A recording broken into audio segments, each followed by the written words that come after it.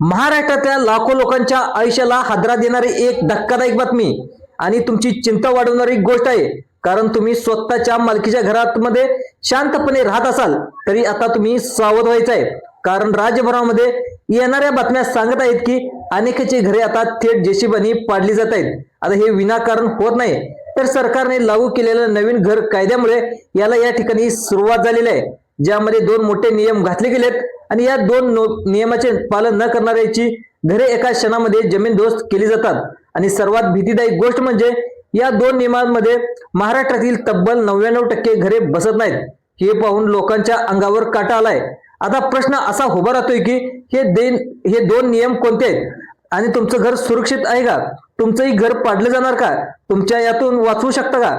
आज आपण अगदी शेवटपर्यंत संपूर्ण माहिती घेणार आहोत. तर हा व्हिडिओ एक क्षणही स्किप करू नका, कारण हाच व्हिडिओ तुमचं घर वाचवू शकतो. आता हे सगळं अचानक कसं सुरू झालं? तर सरकारने काही महिन्यापूर्वी एक मोठा सर्वे केला होता.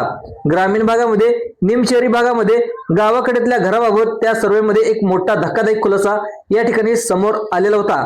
अनेक लोकांनी शेत जमिनीवर सरळ सोड घर बांधली, अनेकांनी नॉन अग्रिकल्चर न करता घर बांधले, कुठेही प्लॅन मंजूर न करता घर बांधले आणि त्यातून बहुतेक घरे या दोन नियमाच्या बाहेर गेले.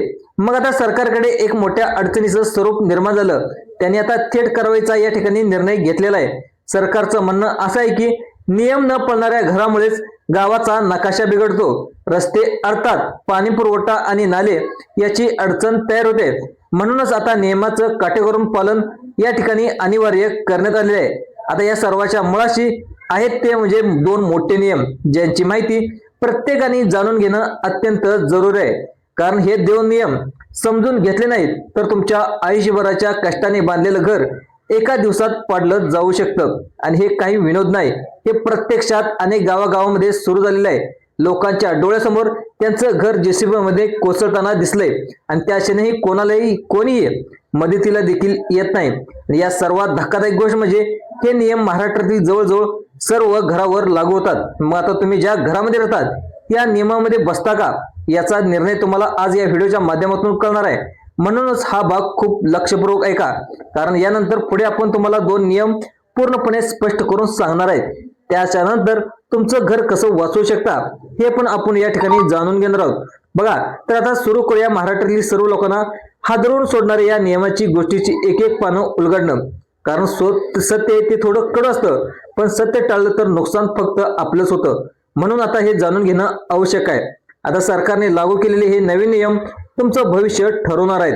अनेक लोकांना वाटत होते की अरे आमच्या गावात शेतात आहे, आमचं घर शेतामध्ये, आमची जमीन आहे, आम्ही घर बांधलं तर कोणी अडवणार नाही. पण आता हे शक्य नाही, कारण शेत जमीन म्हणजे शेतीसाठी आरक्षित जमीन आहे आणि त्या जमिनीवर घर बांधण्यासाठी तुम्हाला जमीन नॉन अग्रिकल्चर म्हणजे बिगर शेती प्रकारामध्ये ती जमीन तुम्हाला रूपांतरित करावी लागते. पण 99% लोकांनी हे कधीच केलेलं नाही. त्यांनी थेट घर बांधलं आणि आता सरकारच्या नजरेत ही सर्व घरे बेकायदेशीर झालेली आहेत. अशा प्रकरणामध्ये या ठिकाणी कारवाई देखील या ठिकाणी सुरू झालेली आहे. लोक जेव्हा घर बांधतात तेव्हा नियम माहिती नसतात, तेव्हा आनंद असतो, पण जेव्हा जेसीबी दारासमोर येतो तेव्हा माणूस हादरतो. म्हणूनच आज मी एक गोष्ट तुम्हाला सोप्या भाषेत स्पष्ट तुम्हाला सांगणार आहे, जेणेकरून तुम्ही या अडचणीपासून अडकण्यापासून बचाव करू शकता. ही काही भीती घालवण्यापासून नाही, तर ही थेट जमिनीवरील वस्तुस्थिती आहे. आणि आता महाराष्ट्रभरात सुरू असलेल्या कारवाईनंतर लोकांच्या मनात एकच प्रश्न आहे की आमचं घर वाचणार का? आणि या प्रश्नाचं स्पष्ट उत्तर तुम्हाला पुढच्या भागात मिळणार आहे. पण त्याआधी तुम्हाला एक गोष्ट समजावी लागेल. सरकारने घराचा एक मोठा सर्वे केला आणि या सर्वेमध्ये लक्षात आले की घर बांधताना दोन नियम महत्वाचे आहेत आणि हे दोन नियम मोडले की घर ते तुम्हाला नियमाबाहेर जातं आणि त्याच्यावर कारवाई देखील होते. आता बघा, तुमच्या घराला धोका आहे की नाही तुम्हाला नेहमी स्पष्टपणे कळणार आहे. त्यानंतर पुढे अजून एक महत्वाचा मुद्दा आहे, तो म्हणजे महाराष्ट्रातील घराचा सगळ्यात मोठा प्रॉब्लेम प्लॉटचा प्रकार आणि घराची परवानगी. अनेक लोक म्हणतात की माझ्या नावे जमीन आहे म्हणजे त्यावर काही बांधू शकतो, पण जमीन तुमची असली तरी तुम्ही काय बांधता येईल याचा निर्णय सरकार करत असतं. ही गोष्ट लोकांच्या लक्षातच येत नाही, म्हणूनच लोकांनी नियम मोडले जातात. आता मग जे होतं ते म्हणजे कारवाई देखील, नोटीस पडका आणि उद्ध्वस्त झालेले स्वप्न. आणि सगळ्यात मोठी भीती म्हणजे आता मोठी कारवाई या ठिकाणी सुरुवात होणार आहे. पुढची मोहीम आणखी मोठी असणार आहे. म्हणूनच तुम्ही हा व्हिडिओ शेवटपर्यंत पाहणं खूप गरजेचं आहे. कारण एक एक माहिती तुम्हाला तुमचं घर वाचवू शकते. आता मी तुम्हाला ते 2 नियम सांगणार आहे ज्यामुळे महाराष्ट्रात कारवाई सुरू झाली आणि त्या लोकांची घरं पाडली जात आहेत आणि हजारो कुटुंब भीतीत आहेत. पुढे जेसीबी त्यांच्या दारात येईल का? तर पहिला मोठा नियम म्हणजे जमीन प्रकार. म्हणजे तुमची जमीन नॉन ॲग्रिकल्चर आहे का? हे देखील तुम्ही नियम ऐकायला सोपा वाटतो, पण महाराष्ट्रातील 80% पेक्षा जास्त लोक हा नियम मोडतात. तुमची जमीन जर शेत जमीन असेल म्हणजे ॲग्रिकल्चर कॅटेगरीमध्ये येत असेल तर त्या जमिनीवर तुम्ही घरच बांधू शकत नाही. जोपर्यंत तुम्ही त्या जमिनीला नॉन ॲग्रिकल्चर म्हणजे बिगर शेती प्रकारात बदलत नाही त्यावेळेस लोकांचा सर्वात मोठा गैरसमज इथेच होतो. अनेकांना वाटतं की अरे आमची जमीन आहे, आमचा हक्क आहे, आम्ही घर बांधतो तर कोण अडवणार नाही. पण कायदा असा स्पष्ट सांगतो की जमीन तुमची असली तरी घराचा प्रकार बांधकाम वापरासाठी तुम्ही कशासाठी होणार हे पूर्णपणे नियमावर ठरतं. आणि म्हणूनच सरकारने जेव्हा सर्वे केला तेव्हा लक्षात आलं की हजारो घरं थेट शेतात बांधली गेली तर तेही नॉन ॲग्रिकल्चर न करता, म्हणजे यामुळे ती सर्व बांधकामाला थेट बेकायदेशीर ठरलेले आहेत. आता सरकार काय म्हणतं, जमीन नॉन ॲग्रिकल्चर नसेल तर घर तुम्हाला बेकायदेशीर आणि कारवाई अनिवार्य आहे. आता हाच नियम असंख्य घरावर लागू झालेला आहे आणि त्यावर थेट जेसीबी देखील चालवलं जाऊ शकतं. आता दुसरा नियम आहे तो म्हणजे अजून मोठा आहे, अजून धोकादायक आहे, कारण तो लागू होतो तुमच्या घराच्या क्षेत्रफळावर. म्हणजे तुमच्या घराची लांबी, रुंदी, या ठिकाणी तुमचं जे काही एकूण बांधकाम किती आहे याच्या सगळ्यावर तुमचा हा नियम या ठिकाणी लागू होतोय. पण तुमची जमीन पार पाहिली तर 6 हेक्टर म्हणजे साधारणपणे 1 ते 1.5 एकराच्या आसपास असेल तर त्या ठिकाणी तुम्ही जमीन जास्तीत जास्त 150 चौरस मीटर म्हणजे 1600 ते 1700 स्क्वेअर फूट तुम्ही बांधकाम करू शकता. पण लोकांनी काय केलंय, त्याच 1 एकराच्या जमिनीवर थेट 2000 स्क्वेअर फूट ते 3000 स्क्वेअर फूटचे बंगले बांधले आहेत, मोठ्या साईजची घरे बांधली आहेत.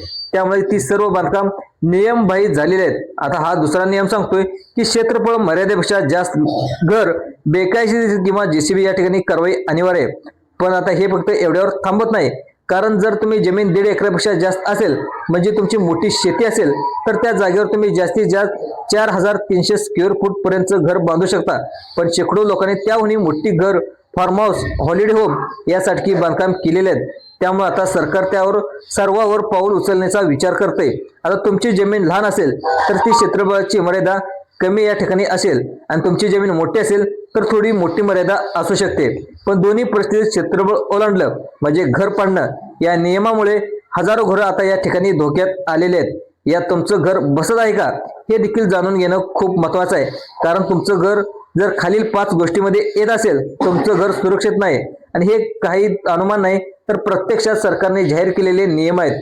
अगदी याच नियमावर अधिकारी आता कारवाई देखील सुरू करत आहेत. आता तुम्हाला वाटत असेल की आमचं घर पाळीतलं काय, तो पुढचा भाग तुमच्यासाठी खूप महत्वाचा आहे.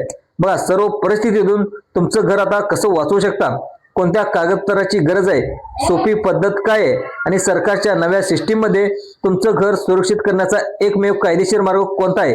एकदम एक गोष्ट लक्षात ठेवा, जेसीबी तुमच्या दारात येण्याचा एकमेव कारण म्हणजे नियम न पाळणे आणि माहिती नसणे. तर तुम्ही लक्ष देऊन ऐका, कारण अजून ही वेळ गेलेली नाही, पण वेळ फार कमी आहे. सरकारने स्पष्ट सांगितले की ज्यांनी स्वतःहून घर सुधारणा केलेत, कागदपत्र पूर्ण केलेत, या ठिकाणी ज्यांनी प्रक्रिया पूर्ण केली अशा लोकांवर तत्काळ कारवाई केली जाणार नाही. पण ज्यांनी दुर्लक्ष केलं, नोटीस देऊनही शांत बसले, आपल्याला काही होणार नाही असं समजून वेळ घालवली, त्यांच्यावर आता घरावर जेसीबी चालवलं जाईल असे देखील या ठिकाणी सांगण्यात आले आहेत. आता बघा, सरकारसाठी शब्द देखील नाहीत, हे आता या ठिकाणी प्रत्यक्षात घडलेलं सत्य आहे. आता पहिला आणि सगळ्यात महत्वाचा उपाय म्हणजे तुमच्या जमिनीचा प्रकार तपासा. आताच तुम्ही 7/12 उतारा काढा, फेरफार उतार काढा, मालमत्ता पत्रक काढा. त्यामध्ये जमीन ॲग्रिकल्चर आहे की नॉन ॲग्रिकल्चर असेल तर त्यावर तुम्ही घर उभारले असेल तर लगेच येणे म्हणजे त्या प्रक्रियेची अर्ज करा. अनेक लोकांना वाटत असेल की येणे करायला वर्षानुवर्षे लागतात, पण आता तसं नाही. आता काही सरकारने बिल्डिंग प्लॅन मॅनेजमेंट सिस्टीम सुरू केलेलं आहे, ज्यामध्ये एकाच खिडकीत अर्ज, कागदपत्र आणि फी आणि लगेच तुम्हाला मंजुरी मिळू शकते. दुसरा महत्वाचा उपाय म्हणजे घराचा प्लॅन आणि क्षेत्रफळ तपासा. तुमचं घर किती स्क्वेअर फूट आहे, किती चौरस मीटरवरती आहे, तुम्ही नियमांमध्ये बसता का नाही हे एखाद्या सिव्हिल इंजिनियर कडून तात्काळ तुम्ही मोजून घ्या. कारण अनेक लोकांना वाटत होतं की थोडंसं जास्त आहे, काही फरक पडणार नाही, पण सरकारसाठी 1 फूट जर जास्त म्हणजे नियमाचं भंग केलं जाणार आहे. आता तिसरा उपाय म्हणजे तुमचं घर नियमापेक्षा जास्त मोठं असेल तर अतिरिक्त बांधकाम स्वतःहून काढून टाका. हे ऐकायला कठीण वाटतं, पण जेसीबी येण्याआधी स्वतःहून सुधारणा केली तर तुमचं घर वाचू शकतं. चौथा उपाय म्हणजे ग्रामपंचायत, नगरपालिका किंवा महानगरपालिकेच्या नोंदी तपासा. तुमचं घर कर आकारणीमध्ये आहे का? घरपट्टी तुम्ही भरली आहे का? पाणी कनेक्शन कायदेशीर आहे का? या सर्व गोष्टी सरकार आता पाहणार आहे. पाचवा आणि शेवटचा उपाय म्हणजे तुम्ही नोटीस आली तर दुर्लक्ष करू नका. नोटीस म्हणजे अंतिम इशारा असतो.